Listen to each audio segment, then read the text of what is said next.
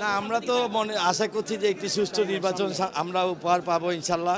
এই যারা প্রশাসনে এই সরকার রয়েছে তাদের মাধ্যমে ইনশাল্লাহ আমরা এটি প্রত্যাশা করি।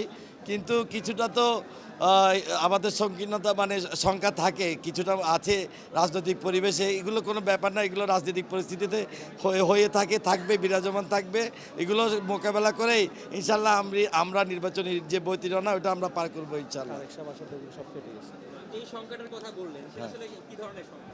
না, সংখ্যা বলতে আমরা হয়তোবা কিছু বিচ্ছিন্নভাবে কিছু আমরা ঘটনা দেখতে পাচ্ছি বাংলাদেশে, কিন্তু আমরা মনে করি আমাদের ভারপ্রাপ্ত চেয়ারম্যান মহোদয় তারেক রহমান সাহেব যেদিন দেশের মাটিতে পা রেখেছে ওদিনের পর থেকে আমাদের পুরো রাজনৈতিক প্রেক্ষাপট পরিবর্তন হয়ে গিয়েছে বাংলাদেশে। ইনশাল্লাহ আমরা তার সুদৃঢ় নেতৃত্বে আমরা বাংলা জাতীয় দলে এগিয়ে যাবো ইনশাল্লাহ। নতুন এবং ফিরে আসা গ্রাহকদের জন্য নগদে চলছে ক্যাশব্যাক সহ প্রতিদিন হাজারো উপহার জেতার সুযোগ। হবে আশা আর ফেরা, সারপ্রাইজ সেরা।